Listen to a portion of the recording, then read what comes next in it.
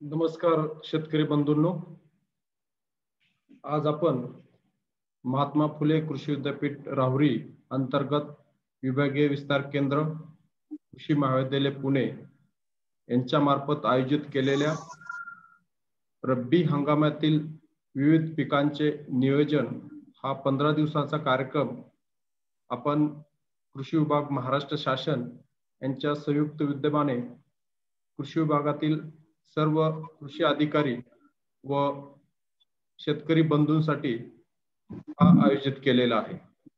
सर्वप्रथम मी कृषी विभाग महाराष्ट्र शासन तसेच महात्मा फुले कृषी विद्यापीठ राहुरी यांच्यातर्फे आपल्या सर्वांचं मी स्वागत करतो। आजचा विषय आहे आंबा। महाराष्ट्रामध्ये पाहिलं तर डाळिंब व द्राक्षानंतर आंब्या ह्या पिकाचा नंबर लागतो। आंबा हे राष्ट्रीय फळ असून सुमारे असं म्हटलं जातं की 4000 वर्षापासून त्या पिकाची लागवड आपल्या महाराष्ट्रामध्ये केली जाते। तर त्या दृष्टीने आज आपल्याला मार्गदर्शन करण्यासाठी डॉक्टर सुनील कुमार जोगदंड विभागीय विस्तार केंद्र पुणे हे आपल्याला आज मार्गदर्शन करणार आहेत। तरी मी पुढील कार्यक्रम चालू करण्यासाठी कारंडे सरांना विनंती करतो। नमस्कार, धन्यवाद सर। सुप्रभात। शेतकरी शास्त्रज्ञ संवाद पंधरवडा या कार्यक्रमामध्ये आजच्या 6व्या सत्रामध्ये आंबा लागवड तंत्रज्ञान या विषयाबद्दल डॉक्टर सुनील कुमार जोगदंड सर आपणाला वक्ते म्हणून लाभलेले आहेत। सरांचा परिचय मी थोडक्यात देऊ इच्छितो। जोगदंड सर 2009 साली सन 2009 साली कनिष्ठ संशोधन सहाय्यक म्हणून गणेशखिंड संशोधन केंद्रामध्ये जॉईन झाले। त्यानंतर जवळपास 2 वर्षानंतर म्हणजे 2011 साली त्यांनी वरिष्ठ संशोधन सहाय्यक अखिल भारतीय समन्वयित प्रकल्प फळ पिके महात्मा फुले कृषी विद्यापीठ राहुरी या ठिकाणी ते आपली सेवा बजावली। जवळपास या जे SRA असताना सरांनी जवळपास 9 शिफारसी केलेल्या आहेत। त्यामध्ये आंबा, पेरू, द्राक्षे या पिकावरील शिफारसींचा समावेश आहे। सन 2018 साली 1 मे 2018 साली सरांना सहाय्यक प्राध्यापक या पदावर बढती मिळाली आणि ते आमच्याच विभागामध्ये म्हणजे विभागीय विस्तार केंद्र कृषी महाविद्यालय पुणे या ठिकाणी सहाय्यक प्राध्यापक उद्यानविद्या या विषयात रुजू झाले। सरांनी आजपर्यंत जवळपास 21 संशोधन नॅशनल आणि इंटरनॅशनल जर्नल मध्ये पब्लिश झालेले आहेत संशोधन लेख। त्याच पद्धतीने त्यांची डॉक्टरेट ऑफ फिलॉसॉफी म्हणजे PhD गोविंद वल्लभ पंत कृषी विश्वविद्यालय पंतनगर मधून त्यांनी PhD केलेली आहे। PhD मध्ये त्यांनी आपली स्वतःची PhD first class with distinction मध्ये त्यांनी केलेली आहे आणि जवळपास 2.5 वर्षापासून सर विभागीय विस्तार केंद्र या ठिकाणी आपली सेवा बजावत आहेत। या दरम्यान त्यांनी पुणे जिल्ह्यातील जे उद्यानविद्या रिलेटेड प्रॉब्लेम्स असतील किंवा काही मार्गदर्शन असतील, कृषी मेळावे असतील, रेडिओ टॉक असतील, त्यानंतर फार्मर्स रॅली कार्यक्रमामध्ये जवळपास 2.5 वर्षापासून आहेत आणि त्यामुळे त्यांना जे शेतकऱ्यांना जे काही नीड बेस किंवा शेतकऱ्यांची जी गरजेची जी काही गरजेच्या ज्या गोष्टी आहेत जे लागणारे नॉलेज आहे ते त्यांच्या मार्फत आपल्या शेतकऱ्यापर्यंत पोहोचवण्याचा एक आपण आता प्रयत्न करणार आहोत।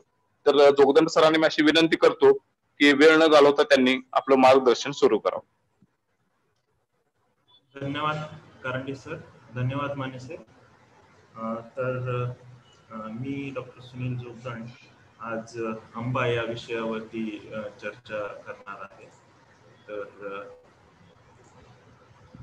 सर्वात प्रथम सर्वांना सुप्रभात। तर आंबा या पिकाविषयी बोलायचं म्हटलं तर सर्वात प्रथम मी हे सांगेल की आंबा हे आपलं भारताचं राष्ट्रीय फळ आहे। तर राष्ट्रीय फळ का आहे तर आंब्याचं जे मूळ स्थान आहे, तर मूळ स्थान आंब्याचं जे आहे ब्रह्मदेश आणि भारत या 2 देशांमध्ये मूळ स्थान आहे आंब्याचं। साधारणपणे 5000 वर्षापासून आंब्याची लागवड या देशामध्ये केली जाते। त्यामध्ये सर्वात जुनं जर कुठलं फळपीक असेल ज्याची लागवड केलेली उदाहरणं आहेत, तुमच्या उपनिषदांमध्येही याची उदाहरणं सापडतात आणि उपनिषदांपासून ते आपला अलीकडच्या कालावधीत 12व्या शतकात जर बोलायचं म्हटलं तर मुघल साम्राज्य असेल किंवा त्याच्या नंतरचा काळ असेल शेरशाह सुरीचा, तर या काळातही आंब्याचे आपल्याला संदर्भ सापडतात. जसं की ग्रँड ट्रंक रोड जो आहे आपल्या कलकत्त्यापासून अमृतसर पर्यंतचा भाग त्याचा आहे, तर ह्या रोडच्या साईडनी जी झाडं लावली होती शेरशाह सुरीनी, तर ती आंब्याची झाडं लावली होती.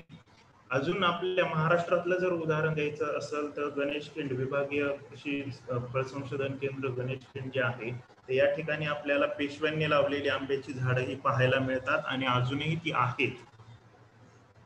तर असा हा फळांचा राजा याविषयी आज आपण थोडक्यात माहिती घेणार आहोत. तर आंब्याचं एकंदरीत महत्व काय आहे जर देशाचा विचार केला तर उत्पादन जर आपण पाहिलं तर एकूण फळांचं जे उत्पादन आहे आपल्या देशाचं सर्व फळांचं मिळून, तर त्याच्यामध्ये 22% हा जो शेअर आहे तर तो आंब्याचा आहे.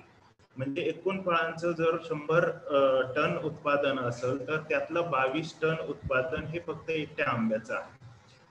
त्या दृष्टीने तर आंब्याला महत्व आहेच. अजून एक गोष्ट सांगायची झाली तर आपला जो काही एक्सपोर्ट होतो म्हणजे जो आपण निर्यात करतो, तर त्या निर्यातीमध्ये एकूण फळांचा जो वाटा आहे त्याच्यातला 54% वाटा हा आतापर्यंत आंब्याचा होता आणि 54% म्हणजे मोर दॅन 50% वाटा आंब्याचा होता. त्याच्यामध्ये फ्रेश आंबे असतील, त्याच्यामध्ये आंब्याचा पल्प असेल, आंब्याचे विविध पदार्थ असतील, तर ह्या गोष्टींचा समावेश होतो.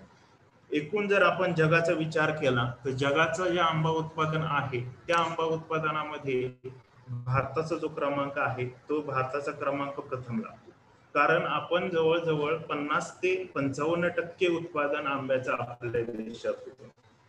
तर यामध्ये आंबा हे पीक महत्वाचं का आहे, अजून काही महत्वाच्या ज्या गोष्टी आहेत तर त्यामध्ये असं आहे की आहारातलं काय महत्व आहे आंब्याचं. आंब्याचं जर आहारातलं महत्व तुम्ही म्हणताल तर आंबा हा व्हिटॅमिन ए ज्याला म्हणतो आपण, त्या व्हिटॅमिन ए चा श्रीमंत किंवा रिच सोर्स आहे. तर व्हिटॅमिन ए जे आहे तुमचा रातांधळेपणा असेल किंवा जे काही स्किनचे डिसीजेस असतात यावरती व्हिटॅमिन ए हे उपयुक्त आहे. अजून एक उपयोग जर सांगायचं म्हटलं तर आंतरराष्ट्रीय वर्ल्ड फूड ऑर्गनायझेशनच्या म्हणण्यानुसार जर तुम्ही एका सीझन मध्ये रोज एक आंबा खाल्ला तर तुमची वर्षाची व्हिटॅमिन ए ची जी गरज आहे ती त्यातून पूर्ण होते. असा हा व्हिटॅमिन ए चा तर रिच सोर्स आहेच.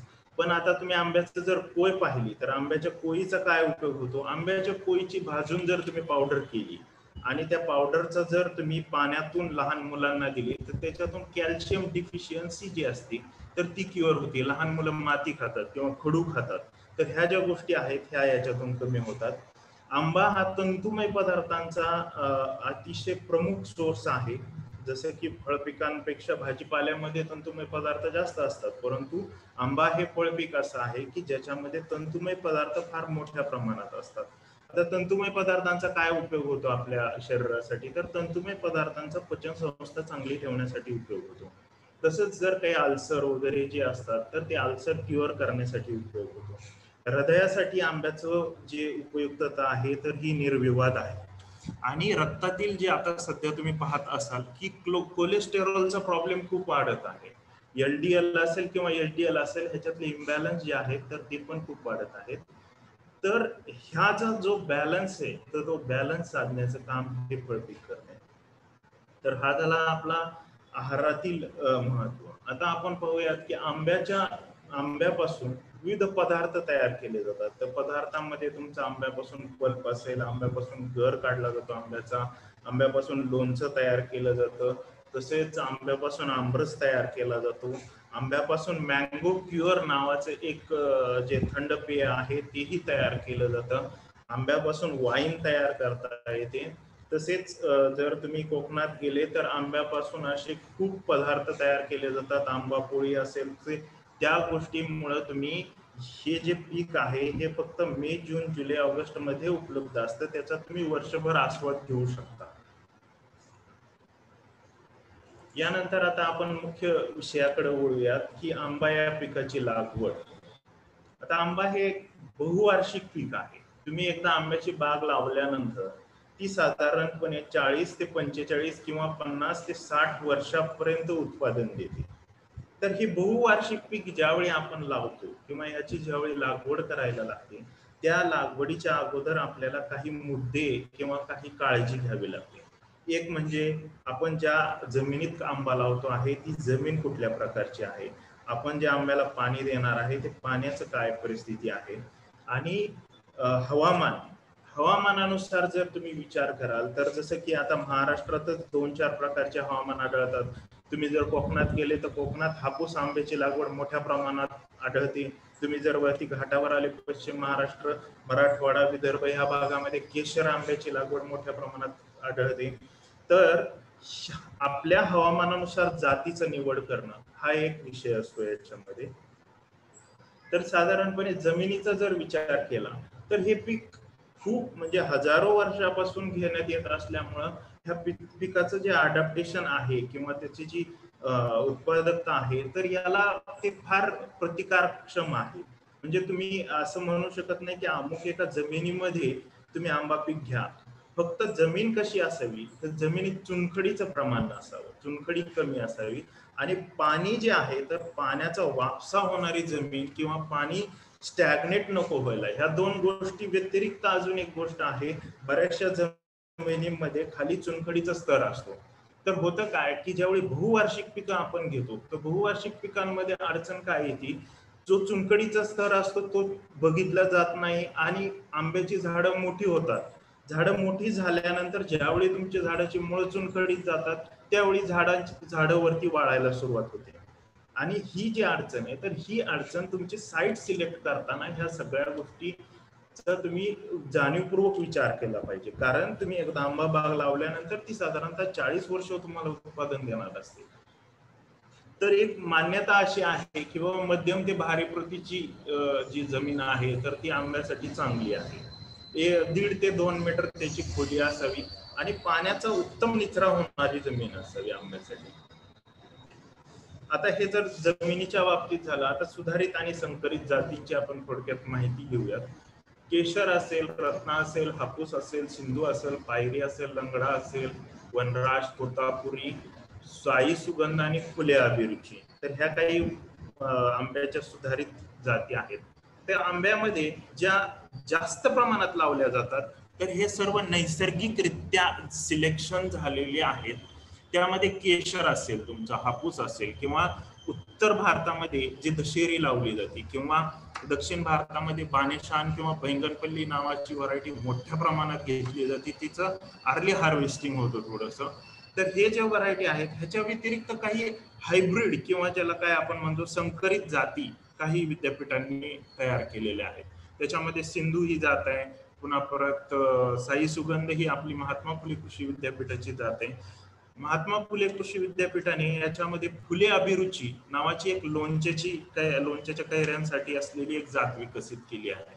कारण काय झालं, ज्यावेळी जुने आंब्याचे कल्टिवेशन शिफ्ट झाले आणि त्याच्यामध्ये नवीन आंबा कल्टिवेशन म्हणजे जास्त पल्प असणाऱ्या जाती ज्यावेळी शेतकरी लागवड करू लागला, तसं एक संशोधनामध्ये एक विचार असा यायला लागला आणि बऱ्याचशा लोकांची रिक्वायरमेंट अशी यायला लागली की तुम्ही ह्या जास्त पल्प असणाऱ्या जाती विकसित केल्या, पण त्याच्यामुळे जुन्या ज्या जास्त कोय असलेल्या आणि पल्प कमी असलेल्या ज्या जाती होत्या त्या आपल्या आंब्याच्या लोणच्यासाठी खूप चांगल्या होत्या, कारण त्या खराब होत नव्हत्या लवकर.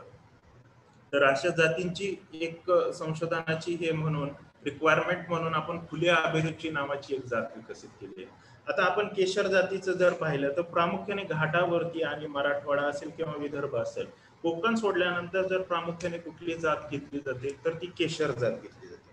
तर केशरची वैशिष्ट्ये काय आहेत, तर केशरची वैशिष्ट्ये अशी आहेत की केशर हा अतिशय चांगल्या पद्धतीने येतो ह्या आपल्या जे घाटावरचं जे वातावरण आहे किंवा मराठवाड्यातले जे वातावरण आहे त्याच्यामध्ये अतिशय चांगल्या पद्धतीने येणारी जात आहे केशर.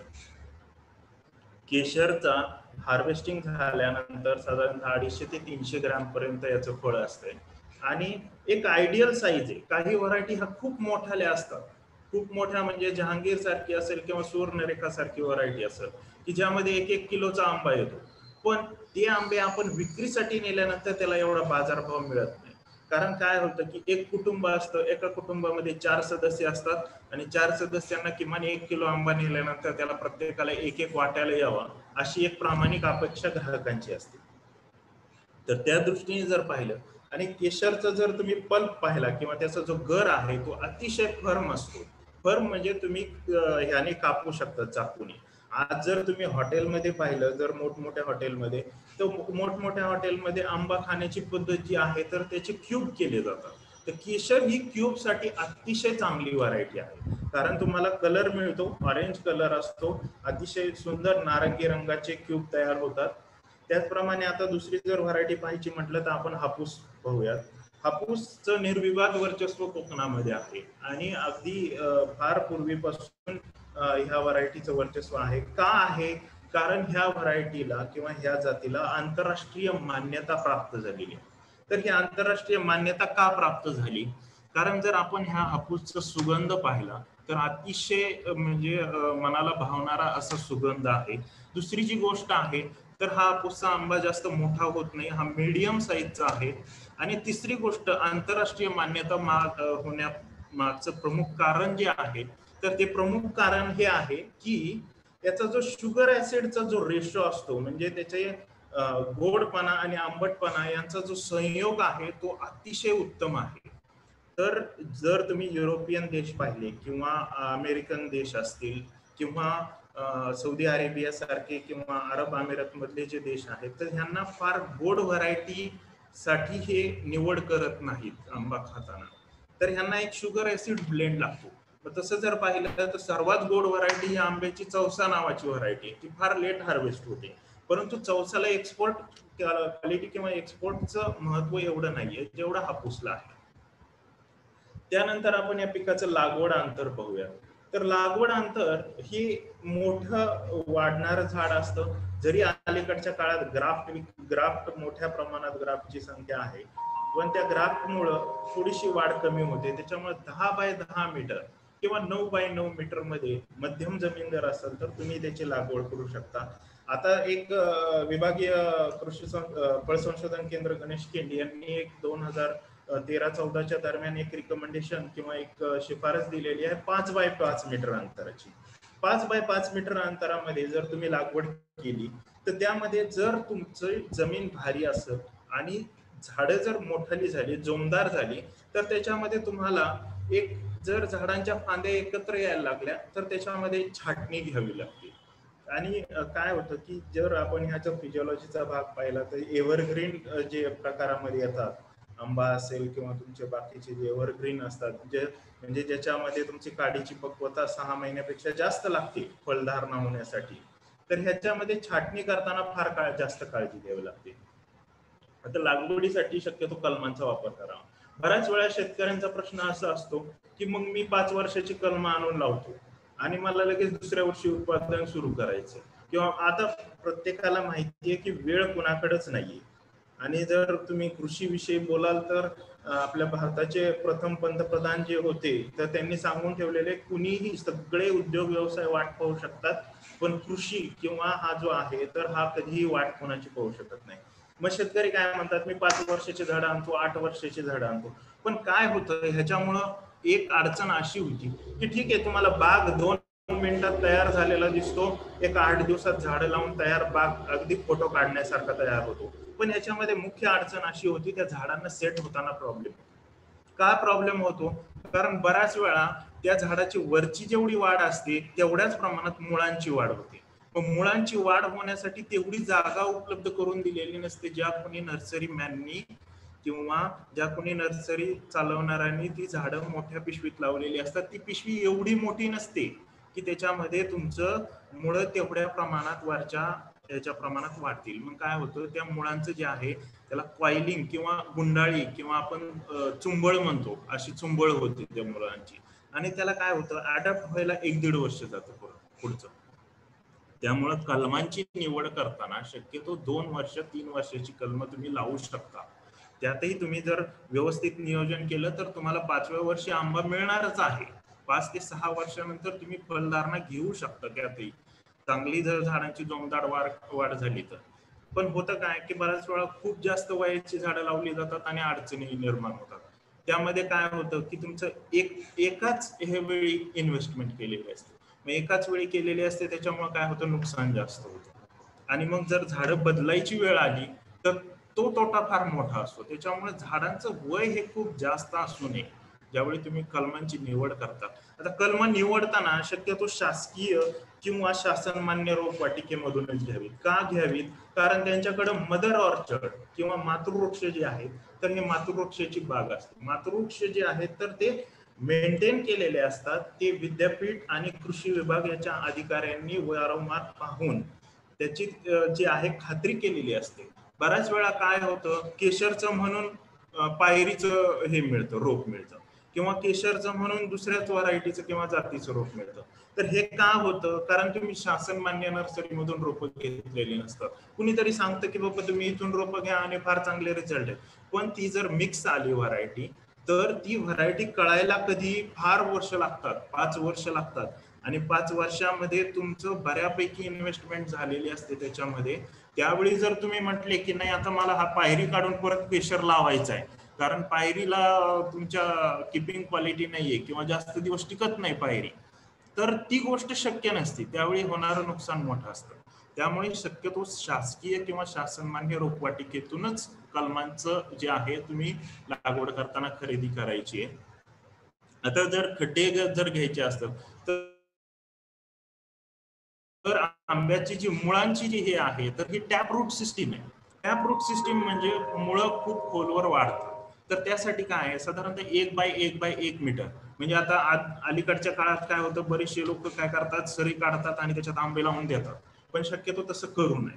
काय कारण होतं काय की तुमचं झाड जास्त वर्ष राहणार आहे, त्याच्यामुळे त्याला सुरुवातीच्या काळात जो काही आधार पाहिजे तुमच्या खताचा त्याचा, तर तो त्या खड्ड्यातून मिळतो.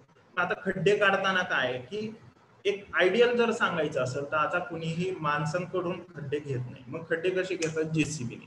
तर जेसीबीचं जे एक बकेटचं माप असतं तर ते आकाराचा खड्डा हा आंब्यासाठी योग्य आहे. मग आता खड्डे घेतल्यानंतर खड्डे कधी घ्यायचे? बऱ्याच जणांचं असं असतं की सप्टेंबरमध्ये खड्डे घेतात, ऑक्टोबरमध्ये खड्डे घेतात, कुणी कुणी म्हणजे आता शेवटी कसं आहे, शेतकऱ्याची जशी सोय असेल त्या पद्धतीने खड्डे घेतात.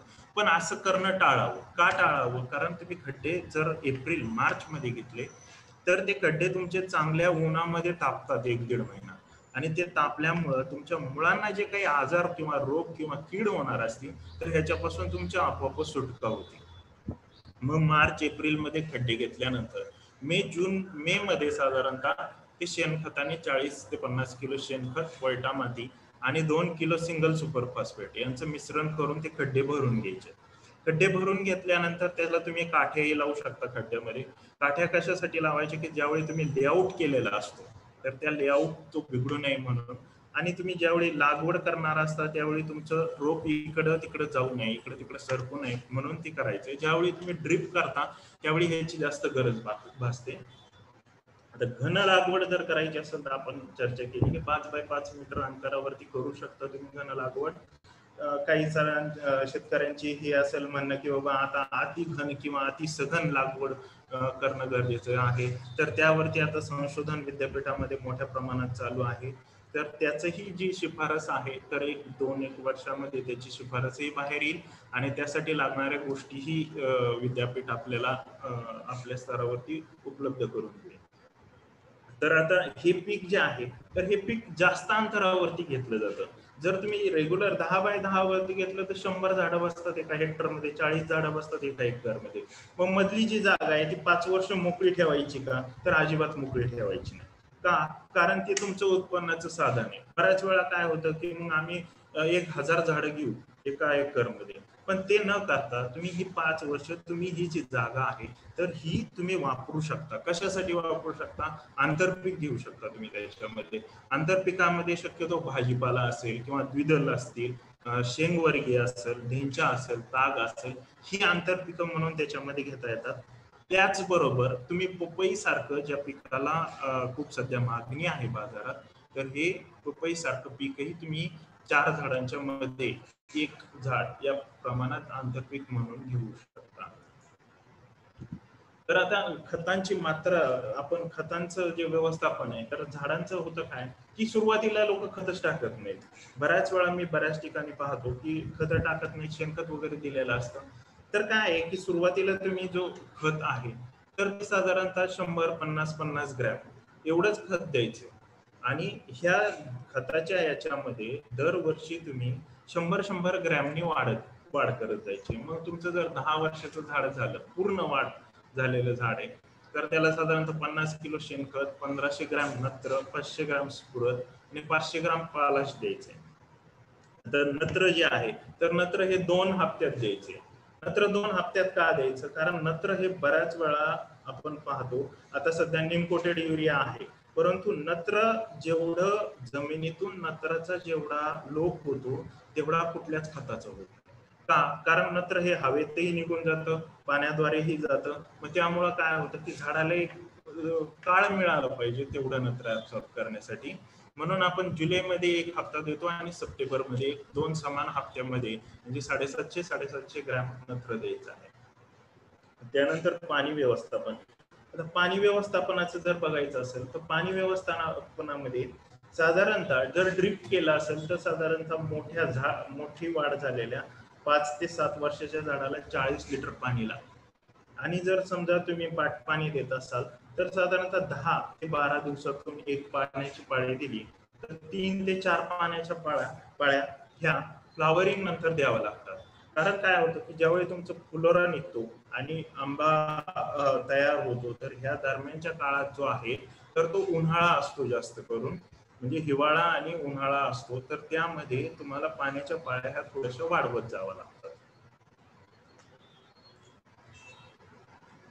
याच्यानंतर आपण थोडस कीड आणि रोग याविषयी बोलूया. तर काय होतं की आंबा मोहराचं संरक्षण करणं हे फार गरजेचं आहे.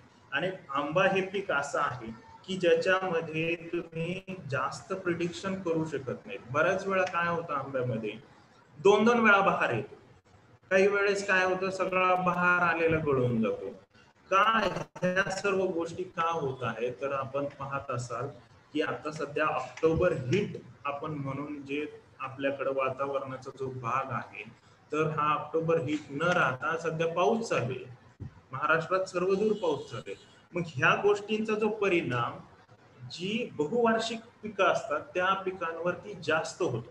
म्हणजे तुम्ही जर विचार केला की गहू असेल, ज्वारी असेल किंवा बाजरी असेल ह्या पिकांपेक्षा, कारण ह्या झाडांनी जे आहे हे सर्व सहन केलेलं असतं आणि हे सर्व सहन करून ते तुम्हाला रिस्पॉन्ड देणार असतं डिसेंबर-जानेवारीमध्ये. तर आता ह्याच्यात आपण आता सुरुवातीला संरक्षणासाठी काय 1.5% क्लोरोपायरिफॉसची डस्ट 20 किलो या प्रमाणात 4 ते 5 वेळा धुरळणी करावी. रोगग्रस्त किंवा वाळलेल्या फांद्या काढून नष्ट कराव्या. आता आंबा मोहराचा जो करपा आहे तर त्या व्यवस्थापनासाठी काय करतो आपण की सिस्टेमिक ज्याला फंगिसाइड म्हणतो, कार्बेंडेझिम 12% किंवा मँकोझेब हे 20 ग्रॅम 10 लिटर पाण्यातून संयुक्त बुरशीनाशकाच्या 10 दिवसाच्या अंतराने 2 फवारणी घेण्यात यावी. तर हे जे आहे या विद्यापीठाच्या शिफारशी आहेत. तर याच्यासाठी एक शेड्यूल केलेलं आहे विद्यापीठाने आंबा मोहराच्या संरक्षणासाठी. आता आपण सर्वजण जाणत आहात की आता साधारणतः ऑक्टोबर महिना चालू आहे, डिसेंबर-जानेवारीमध्ये मोहर सुरू होईल आणि जर त्या मोहराचं जर संरक्षण करायचं असेल तर त्याच्यामध्ये प्रामुख्याने रोग असतात. भुरी नावाचा रोग असतो किंवा करपा असतो किंवा तुडतुडे असतात. तुडतुडेचा फार मोठ्या प्रमाणात प्रादुर्भाव होतो वातावरणातल्या बदलानुसार. तर त्यामध्ये पहिली फवारणी ही डोळे फुटताना घ्यायची आहे. तर त्याचे जे स्टेजेस आहेत त्याचे फोटोग्राफ्स हे आहेत आपल्याकडे, आपण ते पुढच्या स्लाइड मध्ये पाहणार आहोत. पण डोळे फुटताना करप्यासाठी पहिली फवारणी अझोथ्रोबिनची 23% एससी 10 मिली प्रति 10 लिटर पाण्यात मिसळून करायची. आता हे एक शेड्यूल आहे. मला माहिती आहे आंब्यासाठी कुणीही शेड्यूल फॉलो करत नाही. ज्याप्रमाणे आपण द्राक्ष किंवा डाळिंबासाठी शेड्यूल फॉलो करतो तर आंबा हे कसं एक मोर जनरलाइज पीक आहे. आणि आंब्यामध्ये काय होतं की फार काही लक्ष न देताही तुम्हाला आंबा भरपूर काही देतो. त्याच्यामुळे ते एक दुर्लक्षित ज्याला म्हणतो आपण तसा प्रकार होता आंब्याच्या बाबतीत. आता दुसरी फवारणी पहिल्या फवारणीनंतर 2 आठवड्यांनी तुडतुडे आणि भुरीसाठी घ्यायची. तर त्याच्यामध्ये इमिडाक्लोप्रिड असेल 17.8 LL 3 मिली आणि सल्फर 80 WP म्हणजे वेटेबल पावडर जी असते तर ती 25 ग्रॅम 10 लिटर पाण्यात मिसळून याची फवारणी घ्यायची. तिसऱ्या फवारणीमध्ये दुसऱ्या फवारणीनंतर 2 आठवड्यांनी साधारणतः सल्फर 80 WP 25 ग्रॅम 10 लिटर पाण्यात मिसळून घ्यायची. तर ह्याच्यात काही फार जास्त औषधं किंवा फार जास्त हे वापरायची गरज नाहीये. आता चौथी फवारणी जी आहे एवढ्या 5 फवारण्या घेतल्यानंतर शक्यतो तुमच्या आंब्याचा जो मोहर आहे तर तो मोहर टिकून राहतो आणि त्या मोहराला तुम्हाला फळ मिळण्याची शाश्वती येते. कारण ह्या ज्या शिफारशी आहेत तर ह्या 3, 4, 5 वर्ष विद्यापीठ याच्यावरती संशोधन करतं आणि नंतरच शेतकऱ्यांना सांगतं. तर नंतर चौथी फवारणी जी आहे तर ती बुरी या रोगासाठी 48% EC डिनोकॅप नावाचं जे औषध आहे तर ते 5 मिलीने 10 लिटर पाण्यात मिसळून त्याची फवारणी करायची. 5व्या फवारणीसाठी चौथ्या फवारणीनंतर 2 आठवड्यांनी तुडतुडे आणि बुरीसाठी जे आहे पेनकोनाझॉल 10% EC 5 मिली प्रति 10 लिटर पाण्यात मिसळून फवारायचे आहे. तर हे आंबा संरक्षणासाठी जर आहे तर हे करणं गरजेचं आहे. कारण बऱ्याच शेतकऱ्यांच्या तक्रारी अशा असतात की आंबा आमच्याकडे भरपूर फुलं आली होती, भरपूर मोहर आला होता आणि सर्व मोहर गळून गेला. तर त्यामध्ये काय आहे भुरी आणि तुडतुडे हे जे आहेत तर हे प्रमुख कीड आणि रोग आहेत आंब्याचे, म्हणजे तुम्ही मोहराचे शत्रू माना.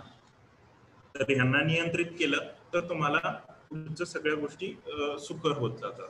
आता अजून काही शिफारशी आहेत आंब्यामध्ये. तर त्याच्यात केशर आंब्यामध्ये फळांचे अधिक उत्पादन, काढणीनंतर साठवण कालावधी म्हणजे आंबा जो खराब होतो नंतरचा, तर त्यासाठी ऑक्टोबर महिन्यात काळ्या पॉलिथिनचे 100 मायक्रॉनचे आच्छादन करून काढण्यापूर्वी 1 महिना अगोदर 4% कॅल्शियम नायट्रेट म्हणजे 400 ग्रॅम 10 लिटर पाण्यातून ह्याची 1 फवारणी घ्यायची. पुन्हा दुसरी एक शिफारस अशी आहे की उभयलिंगी, आता आंब्यामध्ये काय होतं 2 पद्धतीचे हे येतात फुलं येतात. तर मोहर जो असतो त्याच्यात 2 पद्धतीचे फुलं येतात, एक असतात उभयलिंगी आणि दुसरे असतात पुल्लिंगी. तर फलधारणा आणि उत्पादन वाढवण्यासाठी पोटॅशियम डायहायड्रोजन फॉस्फेट म्हणजे KH2PO4 100 ग्रॅम 10 लिटर पाण्यातून मोहर फुटण्याच्या वेळी ह्याची 1 फवारणी घ्यायची आणि त्यानंतर साधारणतः 1 महिन्यानी 1% पोटॅशियम नायट्रेट म्हणजे KNO3 100 ग्रॅम प्रति 10 लिटर पाण्यातून ह्याची फवारणी घ्यायची. शक्यतो जर हे केमिकल जे आहेत फवारायचे तर हे काय करतात, हे आंब्याला पोटॅश किंवा के जे म्हणतात तर केचा हे डायरेक्ट पुरवठा करतात आणि पोटॅशचा पुरवठा झाल्यामुळं तुमच्या आंब्याची जी शेल्फ लाईफ आहे ही तर वाढतेच, पण आंब्यामध्ये उभयलिंगी फुलांचं जे प्रमाण आहे आणि बाकीचं जे आपण त्याला म्हणतो की बाबा फुलगळ जे आहे तर ते फुलगळीलाही ह्याचा चांगला असा रिस्पॉन्स किंवा चांगला असा प्रतिसाद केशर आंब्यामध्ये मिळतो. तर आता एक आपले अजून एक शिफारस आहे विद्यापीठाची की ज्यामध्ये तुमच्या पॅक्लोब्युटरझॉलचा वापर आपण शिफारस केलेली आहे. तर आता आंब्याचा मोहर मोहर निर्मिती आंब्यामध्ये ही फार कॉम्प्लिकेटेड गोष्ट आहे. आणि कॉम्प्लिकेटेड का आहे तर तुम्ही पाहिलं असं आंब्याला 1 वर्ष मोहर येतो, 1 वर्ष चांगली फळ मिळतात किंवा चांगलं उत्पादन मिळतं, दुसऱ्या वर्षी काहीच मिळत नाही किंवा फार कमी उत्पादन मिळतं. मग कधी कधी काय होतं की आंब्याच्या दक्षिणोत्तर भागात पूर्ण मोहर आलेला असतो आणि बाकीचं झाड पूर्ण मोकळं असतं. कधी कधी काय होतं की फक्त वरच्या साईडलाच मोहर येतो आणि खालची जी बाजू असते ती तशीच राहते. तर हे का होतं असं, तर हे वातावरणातील बदल आणि ह्या आंब्याचे जे जेनेटिक कॉन्स्टिट्यूशन ज्याला आपण म्हणतो, जे जनुकीय हे गुणधर्म आहे तर ते त्यामुळे होतं. आता तुम्ही जर समजा तोतापुरी सारखी व्हरायटी घेतली तर तिला कायम फळं येतात, पण तुम्ही जर केशर घेतला किंवा दशेरी घेतला किंवा मोठ्या प्रमाणात लागवड असलेला हापूस घेतला तर ह्यांना नियमित फलधारणा होत नाही, एका वर्षाआड फलधारणा होते. तर हा प्रॉब्लेम काय फक्त महाराष्ट्राचा आहे का? नाही. हा प्रॉब्लेम 1905 साली नोट केलेला आहे आपल्या कृषी महाविद्यालय पुणेमध्ये. बर्ड आणि प्रयाग अशा 2 शास्त्रज्ञांची नावं होती आणि त्यांनी तेव्हापासून 1905 सालापासून याच्यावरती संशोधन चालू आहे. तर याला काही पर्याय देता येईल का? का पर्याय द्यायचा याला? कारण काय होतं की तुम्ही आंब्याची व्हरायटी रिप्लेस करू शकत नाही. तुम्ही असं म्हणू शकत नाही की केसर ऐवजी तुम्ही ही व्हरायटी लावा, ही रेग्युलर येते का? कारण केसरला जी मागणी आहे ती तुमच्या रेग्युलर येणाऱ्या व्हरायट्यांना नाहीये. आता आपण जे कलमी आंबा म्हणून खातो, ते आंबा साधारणतः 20 रुपये 30 रुपये किलोने मिळतात. ते आंबे ते फार स्वस्त असतात, पण ते रेग्युलर येतात, दरवर्षी येतात. पण आपण जर केशर घ्यायला गेलं तर तो 40 रुपये 60 रुपये 80 रुपये कधी कधी 120 रुपयांनीही घ्यावा लागतो. किंवा हापूस असेल, हापूसचा भाव जर विचार केला तर ह्या भावाचं जर का असं होतं, कारण हे वर्षाआड येतात. एक वर्ष चांगली फलधारणा होते, एक वर्ष होत नाही, आणि हा अनुवंशिक गुणधर्म आहे त्यांचा. मग ह्या अनुवंशिक गुणधर्माला जर कुठेतरी पायबंद घालायचा असेल तर आपल्याला त्याच्यावरती काही संशोधन करणं गरजेचं आहे. तर ह्या संशोधनामध्ये काय होतं की सुरुवातीला दापोली या कृषी विद्यापीठाने दापोलीच्या काही संशोधन केलं, पण त्यांच्याकडे काय झालं की त्यांच्याकडची जमीन, त्यांच्याकडे जांभळी मृदा आहे आणि लाल मृदा आहे, त्यांच्याकडचं असलेलं वातावरण, त्यांच्याकडे असलेलं पावसाचं प्रमाण, ह्या सगळ्या गोष्टी लक्षात घेता हे आहे असं जे आपल्याला हे लागू होत नाहीये. तर असं आमच्या लक्षात आलं 2011 साली. मग 2011 साली ही गोष्ट लक्षात आल्यानंतर घाटावरती किंवा केशर आंब्यासाठी किंवा मराठवाडा विभागात असेल केशर आंब्यासाठी आम्हाला असं वाटलं की ह्या कल्टारचं ऍप्लिकेशन किंवा पॅक्लोब्युटरझॉलचं ऍप्लिकेशन करणं गरजेचं आहे. आणि आपले मातीचा प्रकार वेगळा आहे. ती माती जी आहे तर ती पूर्ण पाणी सोडून देणारी माती आहे, आणि आपली जी माती आहे ती पाणी धरून ठेवणारी माती आहे. तर ह्यासाठी एक संशोधन सुरू करण्यात आलं 2011-12 मध्ये. अखिल भारतीय समन्वित संशोधन प्रकल्प जो आहे आपला फळपिकांसाठीचा राहुरीत येतो. मग ह्याच्यामध्ये काय की बाबा मोहर निर्मितीसाठी कोणत्या कोणत्या गोष्टी आवश्यक असतात. आता तुम्हाला इथे चित्रात दिसत असेल की हा जो मोहर आलेला आहे, ही जी काडी आहे ही पास्ट सीझन ग्रोथची आहे. म्हणजे हिचं जे आहे ही साधारणतः 6 महिने वयाची काडी आहे. मग काय होतं आंब्यामध्ये, एक वर्ष पालवी येते आणि एक वर्ष फळे येतात. मग पालवी ज्या वर्षी येते त्या वर्षी ती काडी मॅच्युअर नसल्यामुळं किंवा ती काडीची पक्वता नसल्यामुळं तिला मोहर येत नाही. मग ही काडीची पक्वता कशावरती अवलंबून असते, तर ही असते त्याच्यामधल्या अन्न घटक आणि त्याच्यामधल्या संजीवकांवर. म्हणजे आपण जे पाहतो की ग्रोथ आणि डेव्हलपमेंट, म्हणजे वाढ आणि जी डेव्हलपमेंट ज्याला आपण म्हणतो, तर हे जे आहे तर ह्याच्यात संजीवकांचा फार प्रामुख्याने फार रोल असतोय. तर तुमचं ज्यावेळी जिब्रेलिन नावाचे संजीवक हे होत राहतात त्यावेळी फक्त वाढ होते, आणि ह्या वाढीला कुठेतरी मर्यादा घालून ती काडी मॅच्युअर करणं हे आपल्या समोरचं एक प्रमुख टार्गेट ज्याला म्हणून, तर ते एक प्रमुख टार्गेट असते. मग हे आपण कसं अचीव्ह करतो. आता तुम्ही इथं पाहताय हे 2 झाड आहेत. तुम्हाला इथे दिसेल काही फांद्यांना वरच्या बाजूला आंबे आलेले आहेत, काही ठिकाणी पालवी आलेली आहे. खाली जे झाड आहे तर ह्या खालच्या झाडाला तुम्ही पाहताय तर इथं बऱ्यापैकी फळधारणा झालेली आहे. आता होतं काय की सर्व बाबी अनुकूल असतात. पाऊस चांगला झालेला असतो, थंडी चांगली पडलेली असते, सर्व बाबी अनुकूल असल्या तरीही अनुवंशिक गुणधर्म जे आहेत त्याच्यामुळे अनुवंशिक गुणधर्मामुळं ते जे झाड आहे तर ते रिस्पॉन्स देत नाही. आणि सगळ्यात अवघड जर झाड कुठलं असेल की तुम्ही काय अप्लाय केल्यानंतर काय रिॲक्शन देईल हे आंब्याच्या बाबतीत फार फार अवघड आहे की तुम्ही प्रिडिक्ट करू शकत नाही या झाडाला. मग ह्याच्यासाठी आपण काय केलेलं आहे की बाबा एक पॅक्लोब्युटरझॉल नावाचं जे संजीवक आहे तर ह्याचा आपण वापर शिफारस याची केलेली आहे. तर काय होतं की आंब्याच्या काडीची पक्वता आपल्याला घ्यायची असते, आणि सूक्ष्म मोहर निर्मिती ज्याला म्हणतो आपण, जसं की आपण द्राक्षामध्ये पाहतो की आपण बड अनालिसिस करतो द्राक्षामध्ये, आणि बड अनालिसिस करून आपण त्या काडीत घड आहे का नाही हे पाहतो. आता तसं जर पाहिलं तर द्राक्ष हे पीक आपलं मूळचं पीक नाहीये, परंतु आपली जी त्याला काय म्हणू आपला जो खास शेतकरीपणा आहे त्याच्यामुळं आपण त्या पिकाचं जगात सगळ्यात जास्त उत्पादन घेतो. परंतु आंबा हे आपलं मूळ पीक आहे, पण त्याला फार आपण दुर्लक्षित केलंय असं मी म्हणेल. कारण सूक्ष्म मोहर निर्मिती काय असते किंवा कशी होते या गोष्टीवरती जास्त संशोधन केलेलं नाहीये किंवा झालेलं नाही, त्याची गरज आहे. आता डेव्हनपोर्ट आणि कुलकर्णी नावाचे 2 शास्त्रज्ञ आहेत जे ऑस्ट्रेलियामध्ये ह्याच्यावरती फार मोठा प्रोजेक्ट घेतलेला आहे त्यांनी हाती. तर ऑगस्ट ते सप्टेंबर महिन्यामध्ये हार्वर्ड बर्ड डिफरन्शिएशन होतं, म्हणजे सूक्ष्म मोहराची निर्मिती होती, आणि डिसेंबर जानेवारीमध्ये तो मोहर बाहेर येतो. मग आता काय होतं याच्यात स्थानिक हवामान किंवा स्थानिक जे काळ हे असेल तर त्याच्यानुसार त्याच्यामध्ये कमी जास्त बदल होतात.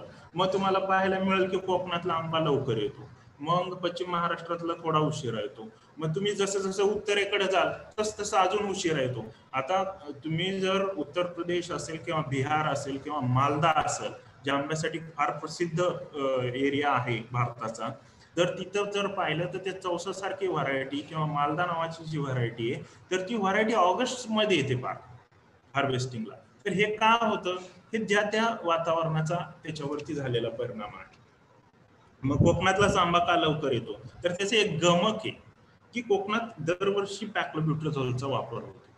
आणि हा वापर कसा करायचा तर ह्याची आपण थोडक्यात माहिती घेऊ. काय होतं, खूप बऱ्याच शेतकऱ्यांना असं आश्चर्य वाटतं की बाबा मार्च मध्ये पहिली पेटी येते आंब्याची, ती त्या पेटीला 1.5 लाख 2 लाख रुपये भाव मिळतो, आणि माझी जी पेटी आहे ती निघते जून मध्ये पाऊस पडल्यानंतर, त्यावेळी त्याला घेत नाही कुणी. मग हे काय आहे की ह्याचं जे आहे तर आपण ह्याची फिजिओलॉजी मॅनेज करतो. जसं द्राक्षाचे शेतकरी अलीकडे करतात द्राक्ष छाटणी करून, तर त्या पद्धतीनेच आपण ह्याच्यामध्ये तर हे मोहर निर्मिती जी आहे तर त्याच्यामध्ये संजीवकाचं जे आहे तर ते महत्वाची भूमिका असते. आता दरवर्षी ज्याला मोहर येतो की बाबा नीलम, तोतापुरी यासारख्या आंब्याच्या ज्या जाती आहेत तर त्याच्यामध्ये काय जातं, नॅचरली म्हणजे नैसर्गिकरित्या हे वाढ निरोधकाचं प्रमाण जे आहे, उत्तेजक आणि निरोधक हे दोन सायमल्टेनियसली रोल करत असतात. तर ह्याचं जे आहे तर ह्याचं प्रमाण योग्य राखलं जातं, म्हणून त्याला दरवर्षी बहार येतो. मग तोतापुरीला दरवर्षी प्रचंड उत्पादन येतं तोतापुरीचं. पण आपण असं म्हणू शकत नाही की तुम्ही हापूस सोडा आणि तोतापुरी लावा, कारण तुम्हाला तोतापुरीला तेवढी किंमत मिळणार नाहीये. आणि तोतापुरी ही कधीच सबस्टिट्यूट होऊ शकत नाही तुमच्या हापूस किंवा केशरला. त्याची जर चव पाहिली, त्याच्या जर बाकीच्या गोष्टी पाहिल्या तर हे कधीच त्याला सबस्टिट्यूट होत नाही. म्हणून आपण याच्यामध्ये वाढ निरोधक पॅक्लोब्युट्राझोल याचा वापर करतो. आता संजीवकाचं प्रमाण आपल्याला जर ज्यावेळी ठरवायचं असतं, आता असे बऱ्याच ठिकाणी डेमॉन्स्ट्रेशनही घेण्यात आलेले आहेत याचे. पुणे जिल्ह्यामध्ये 3 ते 4 डेमॉन्स्ट्रेशन मागच्या वर्षी झालेले आहेत, यावर्षी आपण 2-3 डेमॉन्स्ट्रेशन घेतलेले आहेत. तर संजीवकाचं प्रमाण कसं ठरवलं जातं, आंब्याच्या झाडात विविध अंतर्गत संजीवकांसाठीचा तुलनात्मक अभ्यास केला असता ज्या जातीमध्ये वर्षार फळधारणा होते त्यामध्ये जिब्रेलिन सारख्या संजीवकाचं जे आहे तर ते प्रमाण खूप जास्त असतं. त्याच्यामुळं काय होतं, अवाजवी शाकीय वाढ होते. आणि तुम्ही कधी कधी पाहिलं असेल की काही काही झाडं एका एका एकरमध्ये झाडं पसरलेली असतात आंब्याची. तर ही अवाजवी शाकीय वाढ का होते, कारण त्याच्यामध्ये जिब्रेलिन सारखं वाढ वृद्धी करणारं संजीवक जास्त असतं. मग ह्या क्रियेमध्ये जर ह्याची बाधा होत असेल तर आपण ह्याला काय करतो की ह्या जिब्रेलिनचा जो तयार होण्याचं जे सायकल आहे त्याला आपण ब्रेक करतो. कशाच्या साह्याने, पॅक्लोब्युट्राझोलच्या साह्याने. मग हे पॅक्लोब्युट्राझोल वापरायचं, पण त्याची मात्रा ही योग्य वापरायला लागेल तुम्हाला. का, कारण जर ह्याची जास्त मात्रा झाली तर ह्याचे साईड इफेक्ट आहेत. तर साईड इफेक्ट ही आहेत, त्याच्यामुळं ती मात्रा कशी ठरवायची तर ते आपण पाहूयात. आता आपण एक वरच्या चित्रामध्ये हे झाड दिसते, साईडला शेतकरी उभा आहे, तर ही मात्रा कशी ठरवायची. तर झाडाचा जो आहे तुमच्या दक्षिण उत्तर आणि पूर्व पश्चिम व्यास घ्यायचा आहे, तर तो मीटर मध्ये घ्यायचा आहे. मग आता मीटर मध्ये म्हटल्यानंतर शेतकरी म्हणते मग आम्ही टेप घेऊन जायचं का, नाही. तुमचा एक अंदाज असतो, एखादी काठी आहे समजा ती माणसाच्या उंचीची, आपल्या उंचीची साधारणतः 2 मीटर हाईट आहे. त्या काठीने जे आहे तर ते झाडाचा व्यास मोजायचा. झाडाचा व्यास मोजताना तुम्ही उभा राहिल्यानंतर जी झाडाची कॅनॉपी असते किंवा जी झाडाची गर्थ असते, जी वाढ झालेली असते झाडाची, तर त्या वाढीच्या बरोबर खाली पर्यंत ते व्यास मोजायचा आहे. मग आता हा व्यास जो आहे खालच्या चित्रामध्ये दाखवलेला आहे पहा, या ठिकाणी हे आंब्याचं झाड आहे, त्याला आळ केलेलं आहे आणि पिवळे बाण आहेत, तर हा साधारणतः व्यास आहे. मग हा व्यास जो आहे तर ह्या दोन्ही पूर्व पश्चिम आणि उत्तर दक्षिण, आता समजा तुमच्या झाडाचा पूर्व पश्चिम व्यास भरला 10 मीटर आणि उत्तर दक्षिण व्यास भरला 8 मीटर, ह्या दोन्हींची बेरीज करायची. त्या दोन्हींची बेरीज झाली 18, त्याला 2 ने भागायचे. मला माहिती आहे हे थोडंसं गणितीय आहे, थोडंसं टिपिकल आहे, पण फार काही अवघड नाहीये याच्यामध्ये. मग ते 9 उत्तर आलं त्याचं. थोडक्यात त्याचं एक ऍव्हरेज काढायचं आपल्याला, सरासरी काढायची. 9 जी सरासरी आली तर ह्या 9 सरासरीला तिन्हीपैकी एका ह्याने तुम्ही गुणायचं आहे. आणि मी तर म्हणतो तुम्ही जर पहिल्यांदा याचा वापर करत असाल तर तुम्ही 2.17 ने गुणा. 2.17 ने गुणल्यानंतर जे काही उत्तर येईल ती तुमची त्या पॅक्लोब्युट्राझोलची मात्रा आलेली आहे. तर आता ही जी आली की समजा 20 ml आली किंवा 19 ml आली, हे 19 ml कसं द्यायचं? आता शक्यतो जी झाडं वीक आहेत किंवा ज्या झाडांना चांगली वाढ नाहीये, किंवा अजून एक सांगायचं जर झालं तर तुम्हाला ज्या झाडांना तुमचं स्टेम बोररचं इन्फेस्टेशन आहे किंवा कुठलीही कीड मोठ्या प्रमाणात आहे, अशा झाडांना कल्टार द्यायचं नाही. जी सशक्त झाडं आहेत अशा झाडांनाच कल्टार द्यायचंय किंवा पॅक्लोब्युट्राझोल द्यायचंय. तर आता ह्याच्यामध्ये की बाबा ही शिफारस आहे, मग ह्याच्यात कसं द्यायचं?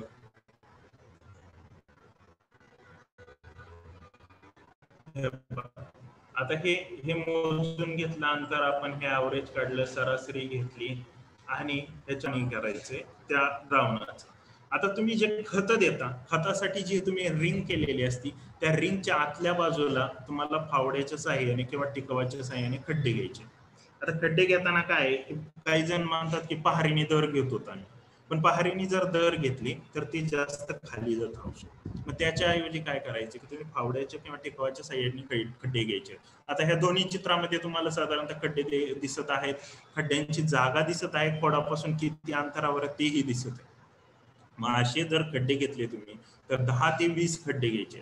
मग ह्या 10 ते 20 खड्ड्यामध्ये हे जे संजीवक आहे 6 लिटर किंवा 5 लिटरच्या पाण्यात केलेलं तुम्ही, तर हे संजीवक त्या खड्ड्यांमध्ये ओतायचं. आता खड्ड्यांमध्ये ओतलं संजीवक की ते खड्डे बुजून घ्यायचे मातीने बुजून टाकले. आणि त्याच्यानंतर एक काळजी अशी घ्यायची की ह्या खड्ड्यांवरती किंवा ह्या वाफ्यामध्ये गवत उगवू द्यायचं नाही. कारण जर गवत उगवले ह्याच्यात किंवा जर तण वाढ झाली खूप, तर काय होतं की झाडाला जे कल्टार किंवा पॅक्लोब्युट्राझोलची जी रिक्वायरमेंट आहे तर ही रिक्वायरमेंट कमी पडते आणि त्याच्या अपेक्षित जे रिझल्ट आहेत तर ते मिळत नाही. तर हे पहा, आता हे खालच्या चित्रामध्ये तुम्हाला दर घेतलेले दाखवलेले, तर ही पद्धत चुकीची आहे, याच्यावर खुली केलेली आहे. आणि वरची पद्धत जी आहे तर ती बरोबर आहे. तर टिकावानेच शक्यतो खड्डे घ्यायचे, जास्त खोल खड्डे घेतल्यानंतर औषध खाली निघून जातं. आता ह्याचा काय उपयोग काय, जर तुम्ही ऑगस्टच्या पहिल्या आठवड्यात जर कल्टार दिलं तर तुम्हाला साधारणतः डिसेंबर मध्ये बहार येतो, म्हणजे मोहळ येतो, आणि तुमचा आंबा जो आहे तो एप्रिल मध्ये काढणी योग्य होतो. मग एप्रिल मध्ये काढणी योग्य होतो म्हणजे एप्रिल मध्ये म्हणजे अक्षय तृतीयेला जर आंबा तुमचा बाजारात आला तर निश्चितच त्याला चांगला दर मिळतो. मग आता चांगला दर मिळाल्यानंतर त्याच्यापासून निश्चितच चांगलं उत्पादन मिळतं. आता संजीवक दिल्यानंतर तणांचा बंदोबस्त करायचे हे आपण पाहिले, कारण ते संजीवक जे आहे तर हे शोषून घेतं. आता आम्ही जे प्रयोग केले होते तर त्या प्रयोगामध्ये तुम्ही पाहताय या ठिकाणी 3 कैऱ्या लागलेल्या आहेत ह्याला मोहराला. तर जर तुम्ही केशर सारखं पाहिलं, केशरचं जर उत्पादकता पाहिली तर साधारणतः शेवटपर्यंत एकच कैरी राहते एका मोहराला. तर या ठिकाणी आता हे प्रयोगाने सिद्ध झालेलं आहे की बाबा तुमचं उत्पादन नक्की वाढणार आहे. मग आता उत्पादन वाढणार आहे म्हटल्यानंतर सगळं झाडा करूनच घ्यायचं का, तर नाही, तुम्हाला त्या झाडाला दिलंही पाहिजे. मग आता जो आपण सुरुवातीला जे खताच्या मात्रा पाहिल्या, जर तुम्हाला कल्टार द्यायचं असेल तर त्याचं नियोजन जून मध्येच करावं लागतं. आणि जून मध्ये म्हणजे तुम्ही पहिला आंबा काढल्यानंतर लगेच नियोजन करायचं आणि शिफारशीत मात्रेच्या 1.5 पट खत मात्रा द्यायची. का, त्यांनी काय होणार की तुमचं झाड एक्झॉस्ट होणार नाही. बऱ्याच जणांनी आणि सुरुवातीच्या काळामध्ये असं हे आलं की कल्टारनी झाडं वाळतात. मग का वाळतात झाडं, कारण तुम्ही फक्त घेता त्याच्याकडून, त्याला देत नाही. आणि तुम्ही जर पाहिलं की डाळिंबाचं तुम्ही जर पाहिलं नियोजन शेतकऱ्याचं, तर आज डाळिंबाचं शेतकऱ्यांचं काय देत नाहीत ते त्याला. ते जरी त्याच्याकडून तेवढं घेत असले तरी ते काय देत नाहीत हे तुम्ही मला सांगा. किंवा द्राक्षाचं पहा तुम्ही, द्राक्षामध्ये काय देत नाही शेतकरी, त्याला सांगा जीवामृत द्या, जीवामृत देतो, हे खत द्या, ते खत देतो, वॉटर सोल्युबल द्या, वॉटर सोल्युबल देतो. पण तुम्ही जर आंब्याला थोडं दिलं तर आंबा हे फार जास्त देतो. त्याच्यामुळं तुम्ही याप्रमाणे 1.5 पट हा हे करायचा आहे. तर ह्या काही व्हरायटी आहेत. तर ह्याचे संजय बाबाचे जे आहेत तर त्याचे फायदे काय आहेत? बाबा लवकर मोहर येतो. आता तुम्हाला माहिती आहे लवकर मोहर आला की आंबा लवकर येणार, लवकर आंबा आला की त्याला बाजारभाव चांगला. आता मोहरामध्ये संयुक्त फुलांचे प्रमाण वाढते. आपण जे पाहिलं पुल्लिंगी असतात, उभयलिंगी असतात. जे उभयलिंगी फुलं आहेत त्यालाच आंबा तयार होतो किंवा त्यालाच फलधारणा होते. मग त्याला फलधारणा झाल्यामुळं काय होतं की तुमचं उभयलिंगी फुलांचं प्रमाण वाढलं की आपोआपच तुमची फळांची संख्या वाढते. आता मोहर लवकर आल्यामुळं बाजारभाव मिळतो, ते तर एक महत्वाचं हे आहेच. तर साधारणतः ही स्टेज आहे जे आपण KH2PO4 आणि KNO3 हे जे 2 फवारण्या पाहिल्या तर ते साधारणतः या स्टेजला घ्यायच्या. ही जी डाव्या बाजूला दाखवलेलं आहे, उजव्या बाजूला मोहर आलेलं चित्र आहे. तर हे पहा, हे कल्टरचं ऍप्लिकेशन आहे. तर हे प्रायोगिक तत्वावर ज्यावेळी केलं होतं त्यावेळी तर याचं एक सहज पोटेन्शियल चेक करायचं होतं आम्हाला. तर कल्टार जर दिलं तुम्ही योग्य प्रमाणात तर ह्याच्यामध्ये म्हणजे थोडंसं हा प्रयोगाचा भाग आहे, तर ह्या साईजच्या फांदीला सुद्धा तुमच्या मोहर येतो. हा प्रयोगाचा भाग आहे, पण त्याचं एवढं पोटेन्शियल आहे हे मला ह्याच्यातून सांगायचंय. तर आता हे तुम्ही पाहताय हे केशर व्हरायटी आहे आणि हे कुठूनही डाउनलोड केलेले फोटो नाही आहेत, हे नॅचरल महात्मा फुले कृषी विद्यापीठाच्या बागेतले फोटो आहेत. तुम्ही या ठिकाणी एका मोहराला 2 फळं पाहताय, एका ह्याला 3 फळं पाहताय. हा जो आंबा आहे हा एक 28 एप्रिलला हार्वेस्ट केलेला आंबा आहे 2013 साली. तर ह्याच्यामध्ये तुम्हाला कुठलीही शंका घेण्यासाठी काही हे नाहीये, फक्त वापरताना योग्य वापर करायचा आहे आणि शास्त्रीय पद्धतीने वापर करायचा आहे. तर हा 28 एप्रिल 2014ला हे केलेलं आहे. त्याच्यानंतर आम्ही याचे मोठ्या प्रमाणात हे घेतलेले आहेत, ज्याला आपण डेमॉन्स्ट्रेशन म्हणतो किंवा फील्ड डेमॉन्स्ट्रेशन म्हणतो. तर हे मोठ्या प्रमाणात घेतलेले आहे.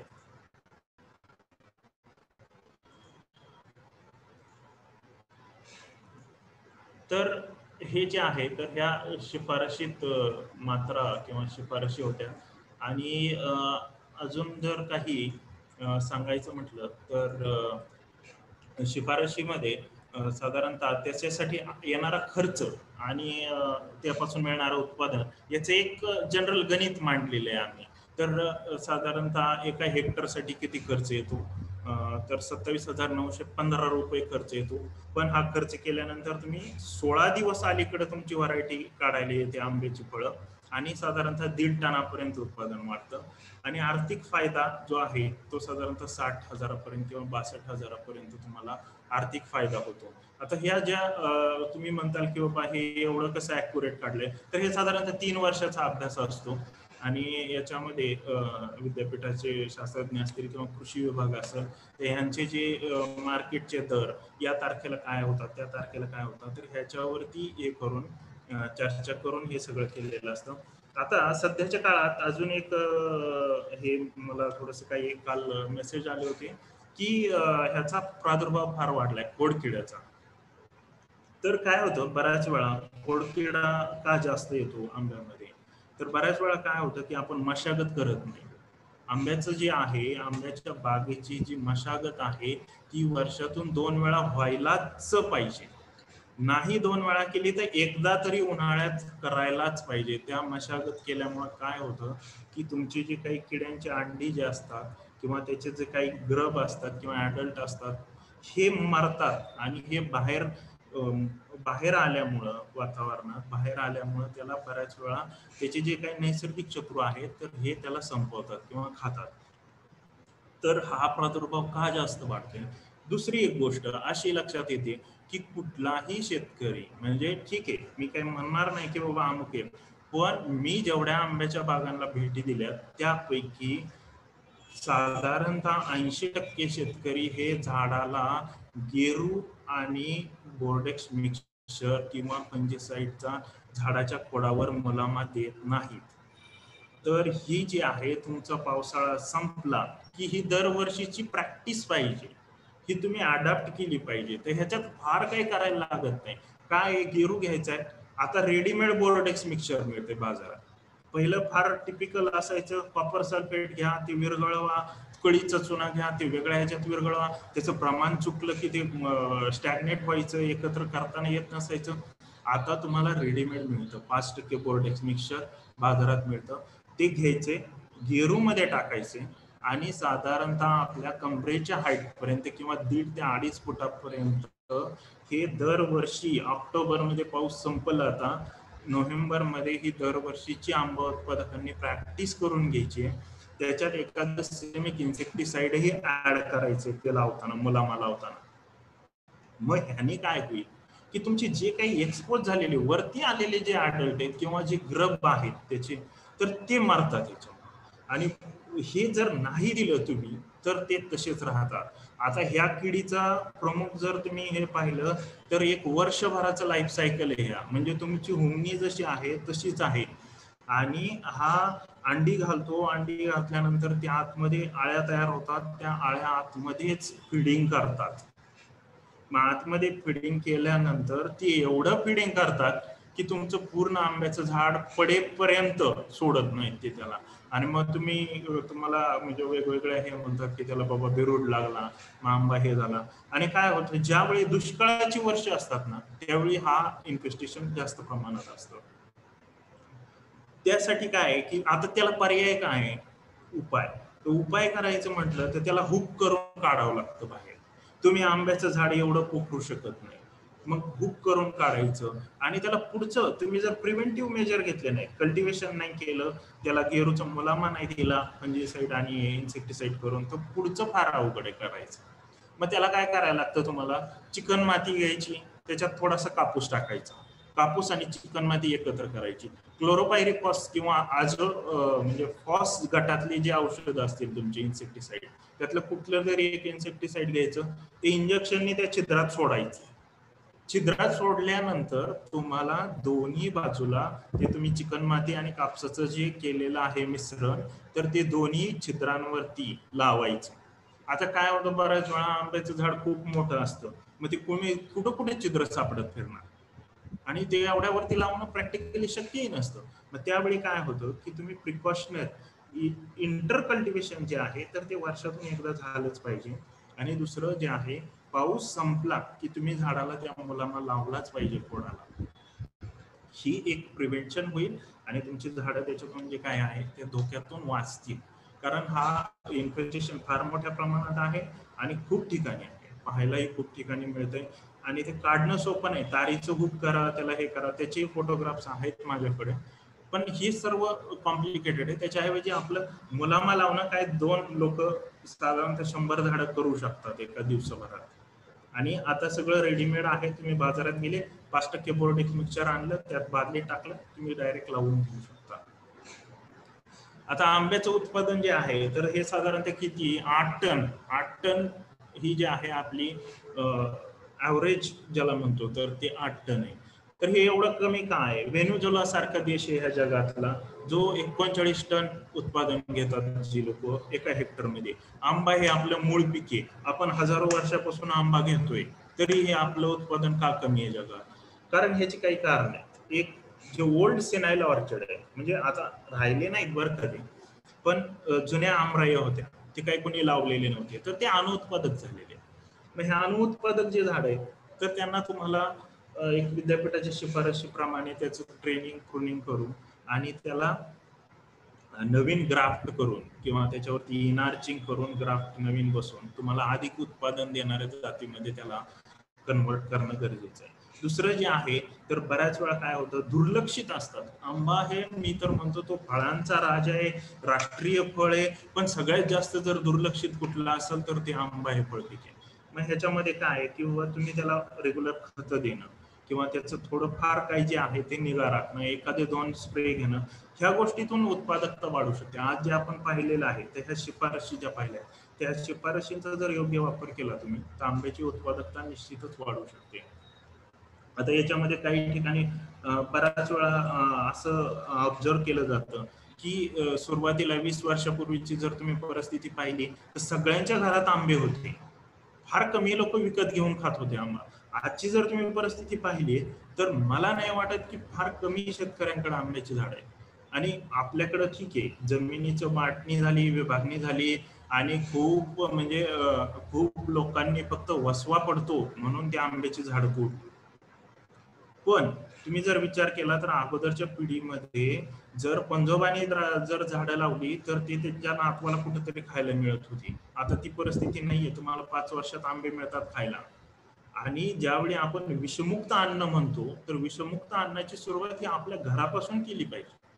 कारण काय होतं की ज्यावेळी मार्केटमध्ये आंबा येतो, अक्षय तृतीयेला अक्षरशः भरभरून आंबे येतात, ते कुणीही बघत नाही त्याला पाड लागलाय का नाही लागला.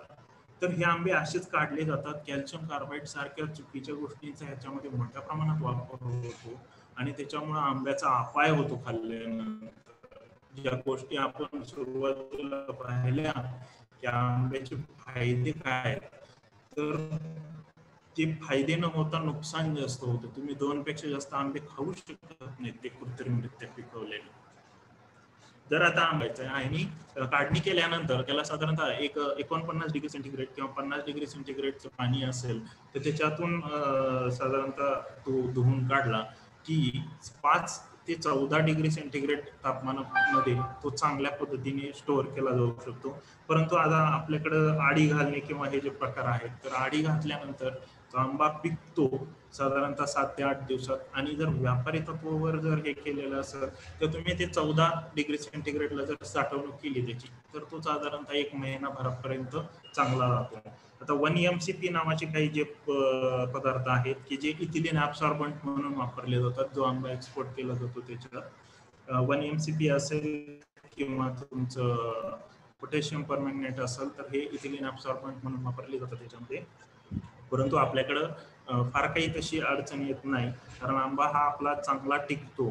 केशर जर असेल तर केशरही चांगला असतो टिकायला. फक्त पायरीमध्ये थोडीशी अडचण येते, पायरी लवकर खराब होतो आणि लवकर पिकतो. तर अजून एक गोष्ट म्हणजे ह्याच्यात जर सांगायची म्हटलं तर ह्या सर्व याच्यामध्ये या सर्व प्रक्रियेमध्ये आपण पाहतो की बऱ्याच वेळा जी लवकर बाजारात आंबे येतात तर हे खाताना थोडंसं काळजी घेणं गरजेचं आहे. आणि याच्यामध्ये काय होतं की शक्यतो जर तुम्ही विषमुक्त अन्न ज्यावेळी म्हणता तर त्याची सुरुवात ही आपल्या घरापासून व्हायला पाहिजे. कारण फळं ही वृद्ध खातात, उपास ज्यांना आहे ते खातात, लहान मुलं खातात. तर तुम्ही म्हणजे मी आता विद्यापीठाच्या आणि कृषी विभागाच्या वतीने अशी विनंती करतो की तुम्ही कमीत कमी 2 झाडं तुमच्याकडे आंब्याची लावा. फार जागा लागणार नाही, तुमच्या परसबागेत लावा, तुमच्या याच्यामध्ये लावा, घराच्या मागच्या साईडला बॅकयार्ड मध्ये लावा किंवा घरासमोर लावा. पण 2 झाडं ही तुम्ही लावा आंब्याची. आणि त्याला काही फार जास्त काही लागत नाही, परंतु तुम्हाला त्याच्यामधून तुमच्या वर्षभराचे व्हिटॅमिन ए मिळतील आणि तुम्हाला एक विषमुक्त अन्नाची घरातून सुरुवात होईल. तर एवढं हे करून मी हे माझं छोटंसं हे संपवतो आणि आयोजकांचा आभारी आहे की त्यांनी मला या ठिकाणी बोलण्याची संधी दिली. जर अनुभवाचा विचार केला तर साधारणतः 3 ते 4 वर्ष मी काम केलेलं आहे आंब्यावरती. परंतु मी एक नवीन हे असूनही मला आयोजकांनी जी संधी दिली त्याबद्दल मी आयोजकांचा सतत आभारी आहे. धन्यवाद. यानंतर काही प्रश्न असतील तर तुम्ही ते विचारू शकता. सर बडे बोलते. हॅलो. हा बोला सर. सर बडे बोलतोय वाईवरून. मी आता कंटिन्युअसली आता आपले हे सेशन्स अटेंड करतोय. माझे सलग 1-2-3 प्रश्न आहेत. एक म्हणजे छाटणीचं किती महत्व आहे याच्यामध्ये आंबा बागेमध्ये, आणि माझ्या आंब्यांना केसर आहे माझ्याकडे संपूर्ण. तर काढल्यानंतर त्याला असे डाग पडतात, आतमध्ये आळी होते. हा एक प्रकार माझ्याकडे खूप प्रादुर्भाव होतो त्या गोष्टीचा. आणि रंग येत नाही, कलर ह्याला स्किनला जो कलर यायला पाहिजे पिवळा तो येत नाही. हे 2-3 गोष्टी माझ्या आंब्यांमध्ये प्रॉब्लेम्स दिसलेले आहेत मला. तर त्याच्यावरती काय मार्गदर्शन करता येऊ शकतं का? तुम्ही जे सुरुवातीला जे सांगितलं की तो जो काळा पडतोय आंबा किंवा त्याच्यामध्ये आळी येते, बरोबर. हा. तर यासाठी काय करायचं, तुम्ही आंबे हार्वेस्ट केल्यानंतर ज्याला आपण जी एक मगाशी मी तुम्हाला सांगितलं एक सिस्टमिक फंजिसाइडची जी ट्रीटमेंट देतो, तर ती ट्रीटमेंट द्यायची आहे. आणि दुसरं असं की तुम्ही ज्यावेळी आपण ब्लॅक पॉलिथिन मल्च आणि कॅल्शियम नायट्रेटचा एक स्प्रे सांगितलेला आहे, तर तो हा दिला तुम्ही, तर होतं काय याच्यातून की तुमचं जे आंब्याचं जे आहे जो शेवटच्या स्टेजला आल्यानंतर जे नुकसान होतं तुमचं बऱ्याच वेळा, आता ह्याच्यासाठी कारण काही असतील. काळा जो आंबा पडतो बऱ्याच वेळा विटभट्ट्यांच्या परिसरात जर आंबा असेल तर विटभट्ट्यांच्या परिसरात आंबा काळा पडतो. ओके. काढल्यानंतर मग त्याच्यासाठी काय, जर विटभट्ट्या असतील आजूबाजूला तर तुम्ही एक 6.6% म्हणजे साधारणतः 1 लिटरला 60 ग्रॅम बोरॅक्सची फवारणी करायची. ओके. बोरॅक्सची फवारणी करायची त्याच्यावरती. आणि आता विद्यापीठाने ग्रेड 2 मायक्रोन्यूट्रिएंट डेव्हलप केलेले आहेत सध्या. तर ग्रेड 2 मायक्रोन्यूट्रिएंटची साधारणतः 1.5% फवारणी ही तुम्ही त्याच्यावरती घेऊ शकता, जेणेकरून तुमच्या आंब्याची टिकवण क्षमता वाढेल आणि त्याच्यातून तुम्हाला जे ब्लॅक वगैरे होतंय ते होणार नाही. आता दुसरं एक तुम्ही म्हटले की कलर येत नाही, बरोबर. कलर येत नाही आंब्याला, म्हणजे आंबा वरून पिवळा होत नाही. Yes yes. तर तुम्हाला मी सांगतो की केशर मध्ये काय होतं, केशर हा थोडासा हिरवाच राहतो, काय पूर्ण पिवळा होत नाही. आणि तो होतोही पूर्ण पिवळा, पण त्याच्यासाठी काय की तुम्हाला ऍक्च्युली थोडस आता आपण हा कल्टर वापरल्यानंतर जो ब्लश पाहिला तुम्ही रेड कलरचा, रेड कलरचा ब्लश जो आहे तो आम्ही हा कल्टर ऍप्लिकेशन केल्यानंतरच ऑब्झर्व केला. म्हणजे हा जो ब्लश आलेला दिसला तुम्हाला, ते मी एक हे दाखवलं होतं, तर हा कल्टर ऍप्लिकेशन नंतरच पाहिला. पण कलर साठी जर कुठलं एक घटक कारणीभूत असं तर तो घटक आहे पोटॅश. आता पोटॅशच्या आपल्या 2 शिफारशी आहेत, एक KH2PO4 ची आणि दुसरी KNO3 ची. जर तुम्ही हे शिफारस या वर्षी तुम्ही वापरा आणि ह्या शिफारशीनंतर जर तुम्हाला काही अडचण असली तर ह्याचं थोडस तुम्ही वापर करा, ह्या 2 शिफारशींचा. माझा व्हॉट्सअप नंबरही मी सांगतो याच्यावरती, तर तुम्ही मला व्हॉट्सअपवरती ही ह्या 7588 65 62 42 32 624232 75886542 नो 624232